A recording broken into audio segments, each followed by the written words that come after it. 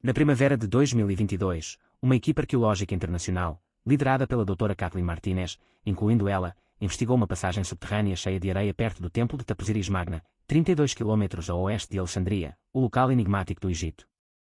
Sem que ninguém soubesse, uma inspeção casual de uma pequena rachadura na base norte do templo durante uma operação de reforço estava prestes a causar comoção mundial. Durante a segunda semana de escavação, uma sonda de eco incomum detectou um espaço vazio, aproximadamente do tamanho de um carro, escondido sob as pedras antigas. Toda a equipe se reuniu em um local anormal, baseado em plantas antigas, onde nada era esperado. Desde o amanhecer, os arqueólogos manusearam os destroços caídos, centímetro por centímetro, com extremo cuidado. Após 3 dias, descobriram uma superfície plana de calcário. Mais um dia foi gasto removendo sujeira e poeira para revelar uma porta meticulosamente trabalhada dentro do monólito. A porta não tinha dobradiças ou maçanetas, mas exibia contornos tênues e símbolos intrincados em sua borda. Foram esses símbolos que causaram o espanto inicial, pois pareciam incluir letras gregas ao lado de hieróglifos egípcios tradicionais, e dentro de um círculo, um perfil feminino com nariz fino e testa alta tornou-se visível, espelhando desenhos em moedas da época do reinado de Cleópatra VI. Enquanto alguns membros da equipe limpavam o gesso perto da porta, outros capturavam meticulosamente cada aspecto da descoberta com câmaras e tablets. Em poucas horas, as imagens iniciais começaram a circular em conversas acadêmicas em grupo. Naquela noite, um chamado ressoou pelo acampamento, ordenando a interrupção de todas as operações até a chegada de especialistas do Ministério de Antiguidades do Egito. Os 2 dias seguintes foram os mais estressantes de toda a história da expedição. A segurança manteve vigilância constante sobre o local da escavação, e a descoberta estava escondida sob lonas grossas. Quando os delegados do Ministério finalmente chegaram, ficaram surpresos com o que viram. A porta, de fato, era uma seção habilmente camuflada da parede, ausente de qualquer projeto anterior do templo. A limpeza da porta exigiu a assistência de especialistas em microexplosivos. Era estritamente proibido perfurar ou quebrar qualquer objeto para evitar danos a um milímetro sequer das antigas esculturas. Após 3 horas de trabalho árduo, a porta misteriosamente fez um clique e se afastou ligeiramente da parede. Atrás dela, havia uma passagem estreita e escura, escavada na pedra do templo. Os primeiros a passar pela abertura foram os 2 arqueólogos mais experientes, armados com câmaras em miniatura e lanternas. O corredor estreito atrás da porta era tão estreito que um adulto só conseguia andar de lado. O chão sob os pés estava revestido de argila antiga, enquanto as paredes exibiam afrescos pintados com pigmentos egípcios e gregos. Após 15 minutos, a uma profundidade de mais de 4,5 metros, a passagem subitamente cessou, revelando uma sala quadrada escondida que havia escapado a todos os exploradores anteriores. O principal choque estava no que estava por vir. Na sala, fragmentos de painéis dourados jaziam dispersos pelo chão, enquanto um sarcófago baixo com uma tampa repleta de símbolos egípcios e gregos erguia-se contra paredes distantes. Todas as câmaras focalizavam esse sarcófago enquanto os telefones tocavam freneticamente com tentativas de contato com museus e universidades em todo o mundo. Foi então que uma sala escondida emergiu de trás da máscara de calcário, dando início à mais emocionante investigação arqueológica da história recente. No entanto, os maiores mistérios não estavam ocultos além da entrada, mas dentro da própria sala, que se revelava mais do que um segmento de templo, era um santuário meticulosamente camuflado que poderia reescrever o final da história da última rainha do Egito. A equipa guardava para desvendar os segredos que as antigas paredes de pedra do sarcófago guardavam. Ao entrar na sala, os arqueólogos notaram seu estado intocado, uma anomalia no Egito, onde tumbas são frequentemente saqueadas ao longo de milénios. Esta parecia intocada desde seu selamento. Umidade e um sutil aroma de óleo enchiam a úmida câmara funerária, projetando sombras que as lanternas revelavam serem grandes lajes de pedra revestindo as paredes. O sarcófago, reluzente, dominava a cena, como se o tempo tivesse parado dentro daquela pequena câmara, aguardando um novo visitante. As etapas preliminares envolveram fotografia e digitalização completas de cada centímetro quadrado. Todos queriam capturar até os menores detalhes. Perto da borda do sarcófago, jaziam restos de um caixão de madeira preso com pregos de ouro. A tampa do sarcófago ostentava símbolos gregos e representações intrincadas de serpentes prateadas. Após anos sem ser aberto, os arqueólogos removeram cuidadosamente a poeira da tampa. Dentro, encontraram pequenos ossos de mão e ramos de louro murchos. Perto do caixão, escondido contra a parede, havia um fragmento de pétala de lótus dourada envolta em tecido. Ao examiná-lo, os arqueólogos notaram um aspecto incomum para os cemitérios egípcios. A tampa não estava presa com alfinetes típicos, mas sim com cunhas de bronze bem ajustadas. O selante da borda apresentava uma mistura raramente encontrada de incenso e resina, ambos caros. Para preservar as delicadas esculturas, os especialistas utilizaram microlâminas durante a extração, que levou quase 4 horas. Enquanto a última cunha era cuidadosamente removida, a equipe prendeu a respiração. A tampa se moveu, revelando o conteúdo do caixão. Dentro do caixão repousava o esqueleto de uma mulher madura, parcialmente conservado devido ao microambiente seco único. Em seus braços e tornozelos, havia finas pulseiras de ouro achatadas, cuja decoração correspondia precisamente às joias do período ptolomaico. As mãos da mulher exibiam uma complexa pose ritual nunca antes observada em sepultamentos egípcios helenísticos. Um perfil terno da mesma mulher, com um nariz comprido, era visível na parede interna do caixão, sob uma camada de alabastro. Perto dali, aos pés da sepultura, jazia uma máscara dourada em miniatura intrincadamente esculpida com detalhes faciais. A testa da máscara exibia um cabochão de vidro azul e uma cobra gravada. A atenção do arqueólogo foi atraída para uma pequena caixa de ossos escondida sob a borda do caixão. Lá dentro, descobriram fragmentos de osso de criança envoltos em tecido, um espelho em miniatura e vários frascos minúsculos. Alguns continham resíduos de óleos aromáticos, enquanto outros continham substâncias em pó de composição desconhecida. O dispositivo indicava traços de ouro e minerais raros na poeira das paredes do caixão. Na parede oposta, bem ao nível do solo, havia outro artefato enigmático composto de cinzas peculiares, coberto por uma placa. 3 letras gregas e um símbolo intrincado semelhante a um escorpião foram pintados às pressas com tinta de alabastro. Ao levantar a placa com cuidado, vértebras e dentes humanos caíram debaixo, indicando que a criança tinha 8 ou 9 anos. Perto dali, repousava um amuleto de bronze com a imagem de Ísis e várias contas de ouro. Notavelmente, todos os artefatos dentro da câmara apontavam para uma direção, em direção ao delta do Nilo, seguindo os costumes funerários da aristocracia greco-egípcia, mas divergindo das estruturas conhecidas de túmulos reais. Uma descoberta adicional foi feita perto do sarcófago principal. Um fragmento de papiro carbonizado jazia em um nicho isolado no chão. Arqueólogos escutaram meticulosamente esses fragmentos por várias horas. Após exame, puderam discernir múltiplas linhas que entrelaçavam caracteres egípcios e gregos, com o nome de Cleópatra exibido de forma proeminente, de forma helenística. Vestígios de antigas fogueiras cerimoniais e manchas de resina eram visíveis no chão e nas paredes, sugerindo um sofisticado ritual funerário. O próximo objetivo da missão tornou-se evidente: descobrir de quem eram aqueles ossos e desvendar sua conexão com Cleópatra, a última rainha do Egito. No ar pairava não apenas o aroma de incenso ancestral, mas também a sensação de que descobertas ainda maiores estavam por vir, descobertas que poderiam reescrever toda a narrativa da busca pelo túmulo de Cleópatra. O salão deixou o impacto mais forte por meio de artefatos raramente vistos em templos egípcios antigos. Assim que o sarcófago foi aberto, os arqueólogos avistaram um brilho de ouro no canto do salão. Ali, aninhada em um nicho cuidadosamente esculpido na parede, estava uma caixa ornamentada, embelezada com relevos e filigranas intrincadas. A caixa era adornada com esmaltes representando pequenos rostos femininos. Um rosto se destacava por seu perfil distinto, testa alta e nariz de aparência familiar. Ao comparar as imagens na caixa com as moedas famosas da última rainha do Egito, os estudiosos observaram uma semelhança impressionante nas imagens. Contas de ouro formavam um semicírculo ao longo da borda superior do caixão, finamente trabalhado como se tivesse sido feito no torno de um joalheiro contemporâneo. Dentro, aninhada em poeira de séculos passados, havia uma dúzia de amuletos em miniatura feitos de ouro e vidro. Cada amuleto trazia gravuras ou entalhes do nome de Cleópatra em grego, com o símbolo egípcio Adjet para proteção e poder gravado no verso. Perto dali, um grande vaso dourado estava sobre um pedestal de pedra. Seu gargalo era decorado com uma serpente dourada, enquanto um relevo oval em sua lateral representava uma figura feminina adornada com uma coroa e uma cobra. Nenhum arqueólogo havia encontrado tal vaso em qualquer tumba. Ao ser aberto, continha resina aromática seca preenchida com partículas brilhantes de lápis lazuli e mica. Na base do vaso repousava um pequeno lingote de ouro semelhante a um pergaminho desenrolado.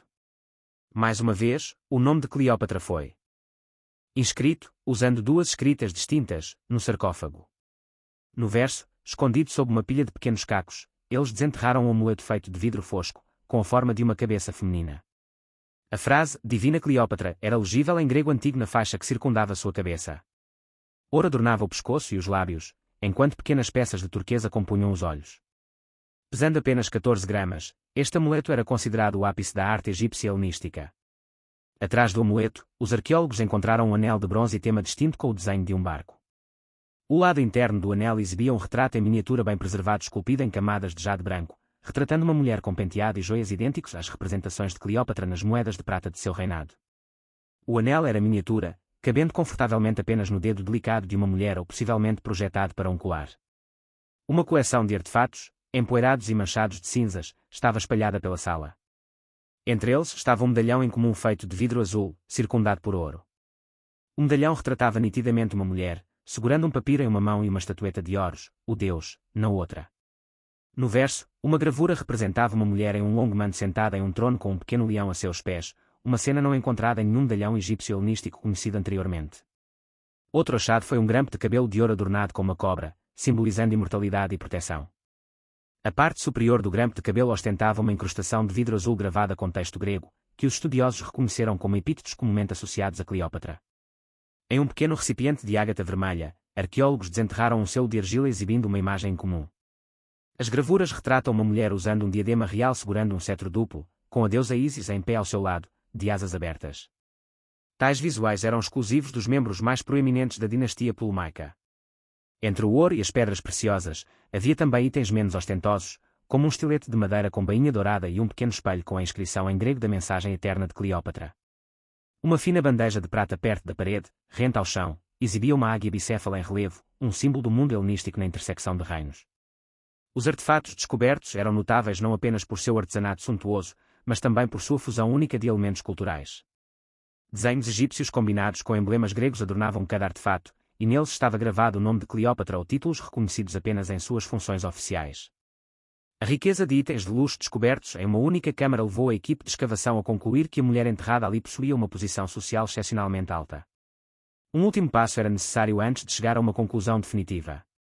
Decifrar as gravuras para desvendar o mistério do texto grego encontrado dentro de uma tumba egípcia, que parecia ligada ao destino de Cleópatra. Enterrado sob camadas de ouro, ossos e amuletos, outro segredo jazia oculto, contradizendo todo o conhecimento convencional sobre a história do Antigo Egito.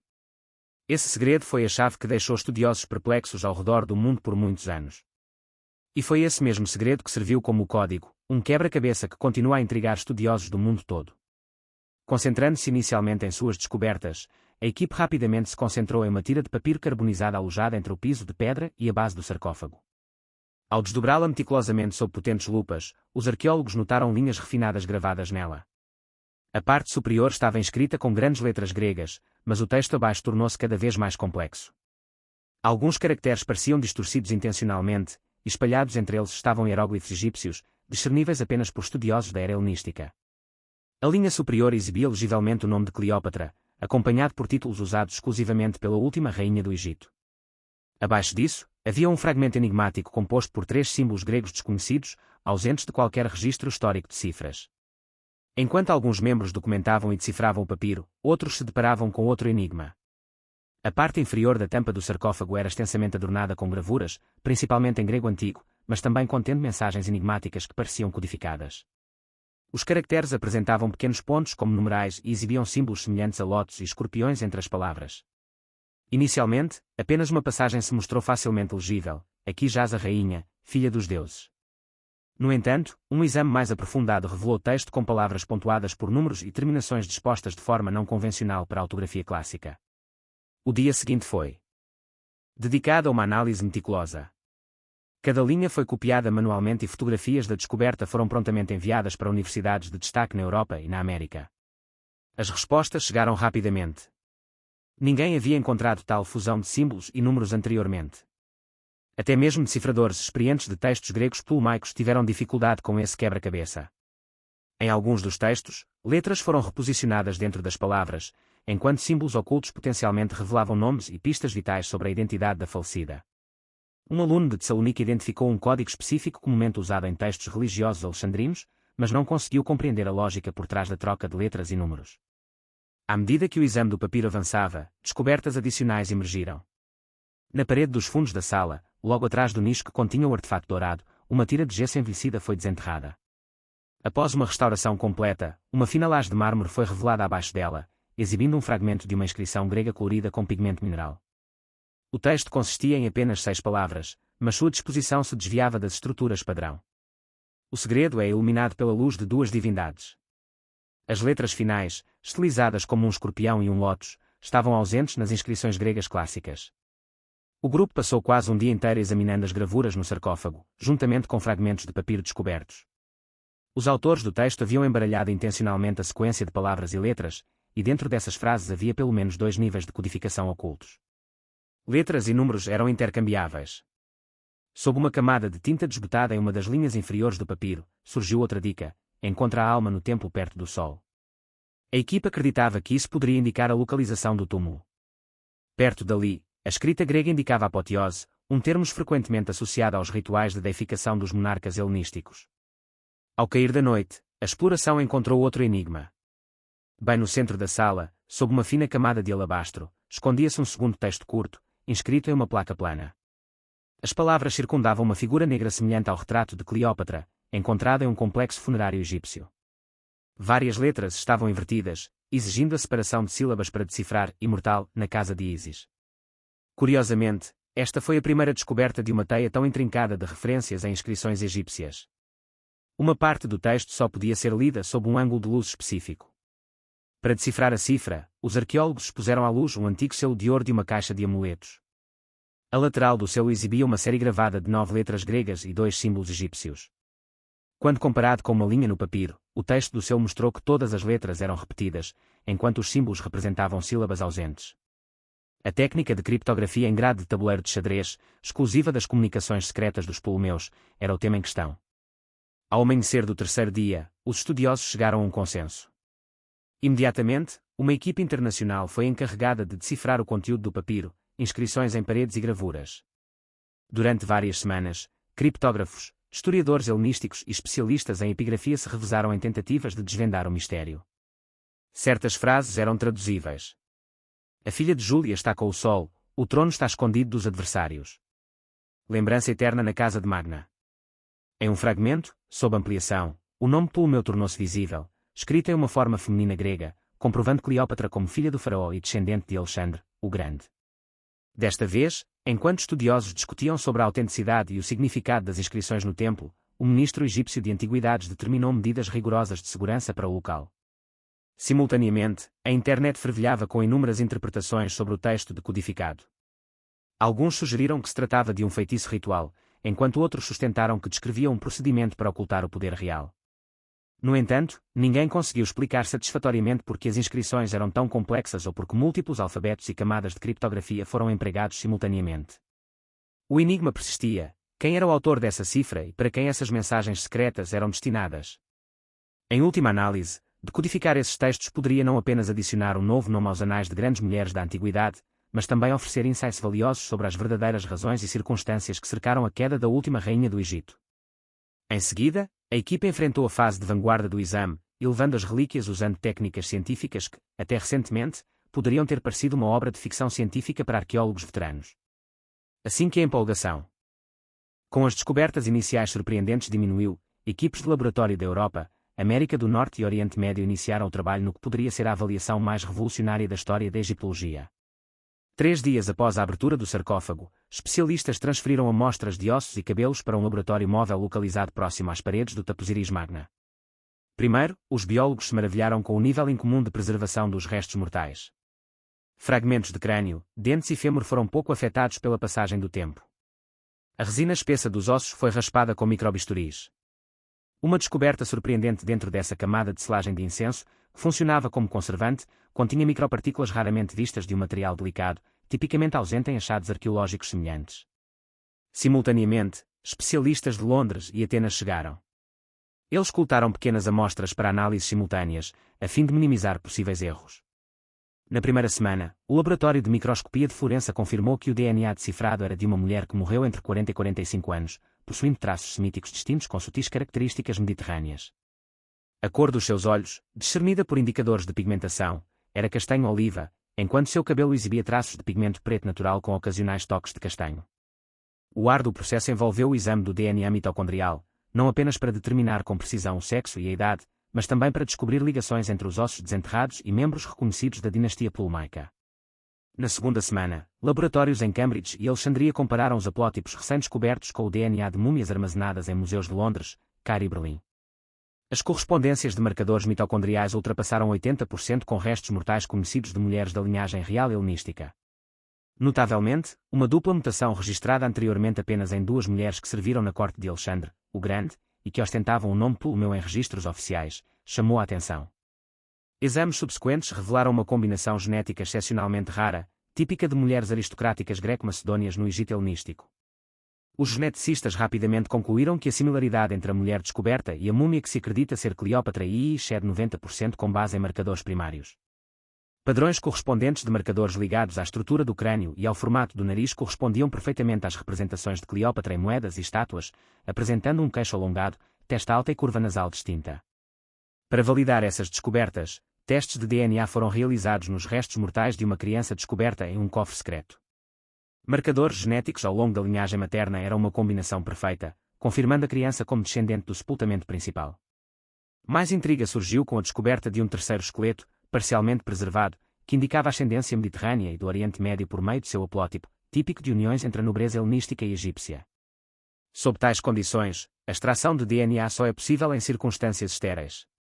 Assim, especialistas de laboratório suíços manusearam as amostras em tendas seladas no local durante a escavação para garantir a esterilidade. Imagens de vídeo documentaram cada etapa, enquanto o ultrassom tratou todos os artefatos. Com a divulgação dos dados preliminares da reconstrução genética, 4 equipes distintas chegaram à mesma conclusão. Os restos mortais, situados sob uma laje de alabastro dentro do templo de Taposiris Magna, pertenciam a uma mulher da dinastia Ptolomaica cujos haplótipos espelhavam os dos descendentes conhecidos de Cleópatra VII. A principal verificação resultou de uma comparação detalhada de dentes e cabelos. A análise isotópica revelou que a mulher enterrada viveu principalmente no noroeste do Egito e perto de Alexandria durante a maior parte de sua vida. Traços de tetraciclina e microelementos encontrados no esmalte dentário correspondiam à dieta da elite helenística. Utilizando essas informações, a Comissão Internacional adicionou os restos mortais de Taposiris Magna ao registro de relíquias de antigos monarcas pela primeira vez na história. Quando os pesquisadores divulgaram suas descobertas, veículos de notícias globais explodiram com manchetes proclamando a descoberta de descendentes diretos da rainha greco-egípcia.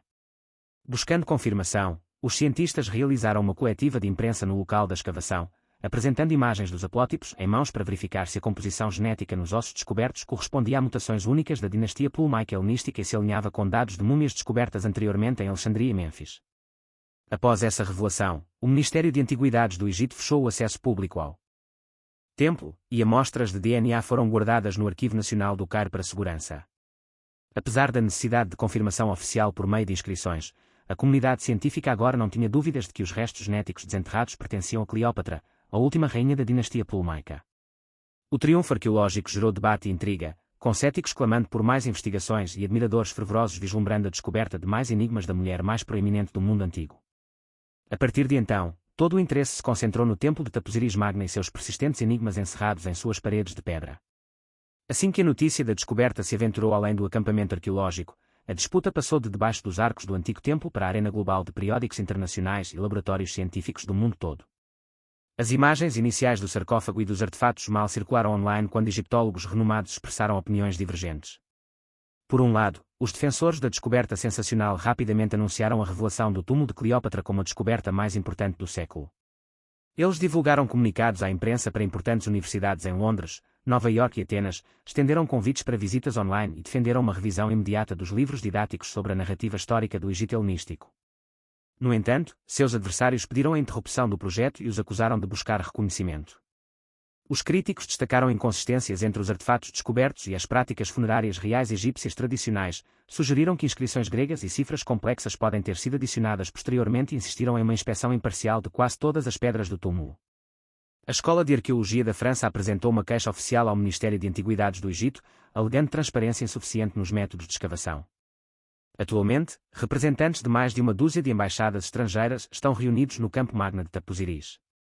Especialistas americanos e britânicos montaram um laboratório móvel a céu aberto para reproduzir as análises realizadas por seus colegas egípcios. Cada ação era documentada por um inspetor designado pelo Ministério, enquanto guardas armados patrulhavam a entrada do templo continuamente.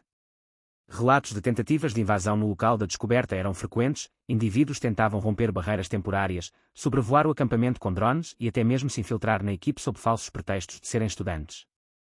Nas redes sociais, duas fações opostas emergiram rapidamente. Alguns propuseram veementemente que a mulher encontrada era a própria Cleópatra, apresentando comparações lado a lado de artefatos com moedas da era helenística, enfatizando semelhanças nos retratos. Críticos contestaram as conclusões precipitadas, apontando inconsistências entre os ritos funerários da dinastia Ptolomaica e as descobertas no templo, ao mesmo tempo em que relembravam as notórias fraudes arqueológicas do século passado. Em meio a essas divergências, conflitos internos surgiram dentro da equipe da expedição. Certos estudiosos ocultaram suas assinaturas dos relatórios oficiais até que dados fossem obtidos não apenas de testes de DNA, mas também de análises separadas da composição química do ouro e dos pigmentos dos afrescos. O chefe do laboratório internacional em Zurich pressionou para que todas as amostras fossem enviadas prontamente para 4 laboratórios de análise distintos.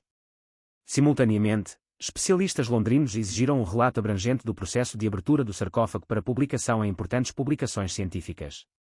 Ao mesmo tempo, o Ministério de Antiguidades do Egito emitiu um decreto específico. Apenas especialistas certificados foram autorizados a aproximar-se a menos de 3 metros do sarcófago. Uma equipe de observadores científicos foi trazida para monitoramento contínuo durante o processo de movimentação e catalogação dos artefatos. Um membro da delegação americana solicitou participação em todas as etapas da documentação fotográfica, enquanto um secretário de imprensa do governo egípcio pressionou para que atualizações diárias sobre o andamento da análise fossem tornadas públicas. Para surpresa de todos, entusiastas da história, conhecidos popularmente, também aderiram à disputa. Cineastas que produziam documentários sobre Cleópatra contrataram helicópteros para tomadas aéreas do templo, e redes de TV encomendaram séries que exploravam a vida da última rainha do Egito usando reconstruções baseadas em artefatos descobertos. Todas as transmissões apresentavam apelos aos apoiadores de ambos os lados. Alguns alardeavam ousadamente suas descobertas a partir de análises, enquanto outros faziam referência a casos passados de identificações incorretas. As vozes estridentes de devotos convencidos do propósito enigmático do templo de Taposiris Magna eram particularmente proeminentes. Uma horda de peregrinos e entusiastas esotéricos se reuniu perto do acampamento, afirmando que este era o local onde Cleópatra realizou seu último ritual. Por várias noites consecutivas, a segurança deteve indivíduos que tentavam se esgueirar pelas barreiras e entrar em contato com as paredes do templo. No mundo digital, as discussões giravam em torno de teorias sobre maldições antigas ligadas à abertura da tumba, e até mesmo reminiscências de ocorrências místicas que acompanharam os pesquisadores. Enquanto as autoridades examinavam cada minúsculo fragmento da descoberta, um grupo de especialistas técnicos examinava se as inscrições e símbolos gregos nos artefatos eram autênticos ou fabricados. Eles empregaram espectroscopia, scanners a laser e compararam a composição química da tinta com os padrões da era helenística para análise. Quando um pesquisador questionava a antiguidade de qualquer detalhe, a informação rapidamente se disseminava entre fóruns especializados e grupos acadêmicos. Fissuras surgiram dentro da própria expedição egípcia, com jovens arqueólogos acusando colegas veteranos de ocultar descobertas e suprimir aspectos controversos. A líder do projeto, Catherine Martinez, realizou publicamente um inventário da coleção e convidou um painel independente de especialistas de Oxford para verificar cada item. Esse escrutínio externo obrigou a equipa a trabalhar sob constante tensão. Alguns especialistas sugeriram que um debate científico legítimo não poderia ocorrer sob condições de controle total e pressão pública. Resultados preliminares de análises de DNA de um laboratório londrino sugerem que os restos mortais descobertos contêm marcadores genéticos típicos da nobreza helenística, mas a confirmação ainda está pendente através da linhagem de Cleópatra. Críticos argumentam que tais marcadores podem ser comuns entre inúmeras mulheres da realeza da época. Consequentemente, uma reunião científica de emergência foi convocada no Cairo, onde os participantes debateram detalhes da escavação, resultados das análises e solicitaram a repetição dos testes e a ampliação da contribuição de especialistas. Notavelmente, historiadores renomados de Boston, Paris e Berlim ofereceram assistência para estudos laboratoriais adicionais. Simultaneamente, apoiadores estão coletando assinaturas em petições que pedem acesso público ao templo. Um museu improvisado surgiu na periferia do acampamento, exibindo réplicas de artefatos e simulações de estruturas tumulares, atraindo multidões de turistas e moradores locais. Diversas vezes, a polícia interveio para apaziguar conflitos entre proponentes e adversários que defendiam a autenticidade da descoberta como sendo o túmulo de Cleópatra. Paralelamente, a expedição persistiu em suas investigações científicas. Exames constantes de resina, ouro e microcristais em amuletos foram realizados, juntamente com amostras adicionais coletadas para datação por radiocarbono. Importantes especialistas em epigrafia grega correram para o Egito para examinar inscrições em arquivos rituais helenísticos. Durante todo esse processo, autoridades e especialistas em segurança independentes mantiveram um olhar atento. Assim, iniciou-se uma disputa sem precedentes entre céticos ortodoxos, defensores da ordem vigente e aqueles fervorosamente determinados a expor a verdade sobre Cleópatra, a última rainha do Egito. A fase final ainda a ser concluída era a validação oficial das descobertas e a disseminação de dados, que poderiam potencialmente reescrever a história de todo o mundo antigo. No dia designado, um encontro científico confidencial ocorreu no Cairo, organizado exclusivamente para debater as impressionantes descobertas feitas no templo de Taposiris Magna. Pela manhã, o prédio do Ministério de Antiguidades estava quase lotado de jornalistas vindos de Londres, Nova York, Berlim e Tóquio. Dentro da sala de conferências, mais de 60 acadêmicos especializados em diversas disciplinas, desde biologia molecular até grego antigo e linguística copta, estavam reunidos. O ministro egípcio iniciou a reunião descrevendo os resultados da escavação sequencialmente, uma decodificação abrangente de entalhes e artefatos morais, análise química de ouro e resinas, avaliações laboratoriais independentes de ossos e relatórios detalhados sobre cada amostra obtida. Imediatamente após a apresentação de Catherine Martínez, chefe da expedição arqueológica, documentos foram entregues às delegações e imagens dos artefatos foram prostadas em um telão no salão. Em seguida, representantes do laboratório suíço que realizava testes genéticos apresentaram imagens de fragmentos de DNA, compararam-nas com múmias do Museu de Alexandria e demonstraram, de forma convincente, uma correspondência na linha do haplogrupo materno. Em seguida, um idoso estudioso de cifras helenísticas de Tessalônica demonstrou como as inscrições e o selo do papiro poderiam ser decifrados usando o método da grade do tabuleiro de xadrez, um método exclusivo da correspondência ptolomaica. As apresentações continuaram ininterruptamente. Após a apresentação de Catherine Martínez, como chefe da expedição arqueológica, documentos foram distribuídos entre os delegados e imagens de artefatos foram prostadas em um telão no salão. Em seguida, representantes do laboratório suíço que realizava testes genéticos exibiram sistematicamente imagens de fragmentos de DNA, compararam-nas com múmias do Museu de Alexandria e demonstraram de forma convincente a correspondência na linha do haplogrupo materno. Em seguida, um idoso estudioso de cifras helenísticas de Tessalônica levantou-se para decifrar as inscrições em papiro e selá-las usando o método da grade do tabuleiro de xadrez, um método exclusivo da correspondência ptolomaica. As apresentações continuaram quase sem interrupção. Após a apresentação de Catherine Martínez, chefe da expedição arqueológica, documentos foram distribuídos entre os delegados e imagens de artefatos foram exibidas em um telão no salão. Apresentações subsequentes mostraram imagens de fragmentos de DNA do laboratório suíço responsável pelos testes genéticos, comparando-as com múmias do Museu de Alexandria para demonstrar a compatibilidade do haplogrupo materno. Em seguida, um idoso estudioso de cifras helenísticas de Tessalônica levantou-se e demonstrou como as inscrições e o selo do papiro poderiam ser decifrados usando o método da grade do tabuleiro de xadrez, um método exclusivo da correspondência ptolomaica. As apresentações continuaram sem interrupções significativas. Após a apresentação de Catherine Martínez como chefe da expedição arqueológica, documentos foram distribuídos entre os delegados e imagens de artefatos foram prostadas em um telão no salão. Em seguida, representantes do laboratório suíço que realizava testes genéticos apresentaram imagens de fragmentos de DNA, compararam-nas com múmias do Museu de Alexandria e demonstraram de forma persuasiva a correspondência ao longo da linha do haplogrupo materno. Em seguida, um idoso estudioso de cifras helenísticas de Tessalônica levantou-se para decifrar as inscrições em papiro e selá-las usando o método da grade do tabuleiro de xadrez, um método exclusivo da correspondência ptolomaica. As apresentações continuaram quase ininterruptas. Especialistas em Londres identificaram uma composição semelhante de lápis lazuli dourado encontrada em joias escavadas no Palácio de Cleópatra em Alexandria. Especialistas em datação por radiocarbono da América deduziram a idade de caixões de madeira e fragmentos de papiro, indicando a criação durante o período ptolomaico. O salão fervilhava de argumentos científicos. Um arqueólogo francês defendeu a repetição de testes em cada amostra, enquanto um químico egípcio enfatizou a composição única da resina encontrada no sarcófago. Em meio a esse debate dentro dos muros do ministério, o trabalho no local da escavação nunca cessou. Grandes tendas continuaram a ser usadas para embalar e preservar artefatos, e representantes da Comissão Internacional catalogaram e fotografaram cada relíquia. Um laboratório móvel ficava nos pátios internos, enviando tabelas de análise atualizadas a cada 2 horas. Sobre cada caixa cheia de ouro ou pedras preciosas, uma etiqueta exibia um código QR, direcionando para um banco de dados digital personalizado para essa descoberta. Simultaneamente, a assessoria de imprensa do Ministério de Antiguidades do Egito divulgou um comunicado oficial. O túmulo descoberto no templo de Taposiris Magna foi identificado como um dos achados arqueológicos mais significativos dos últimos tempos e abrange artefatos diretamente relacionados à última rainha da dinastia ptolomaica. O anúncio foi rapidamente repercutido por veículos de comunicação e publicações científicas de destaque. No dia seguinte, as principais universidades europeias e americanas anunciaram novas iniciativas de pesquisa com foco na era helenística, enquanto o Instituto Smithsoniano e o Museu Britânico começaram a planejar exposições temáticas exibindo réplicas dos artefatos.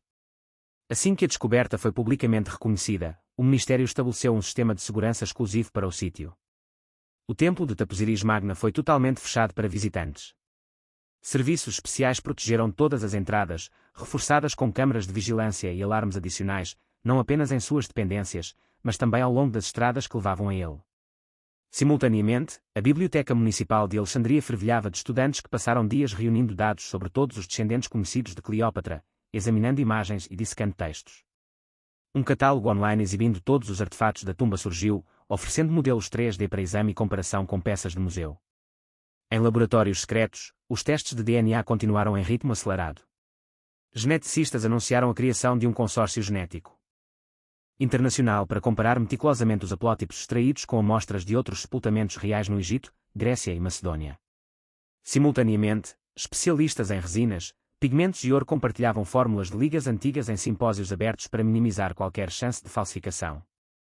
Laboratórios em Nova York e Tóquio tentaram, de forma independente, replicar essas análises em rolos de reserva, que foram armazenados em segurança sob a supervisão de representantes do Ministério.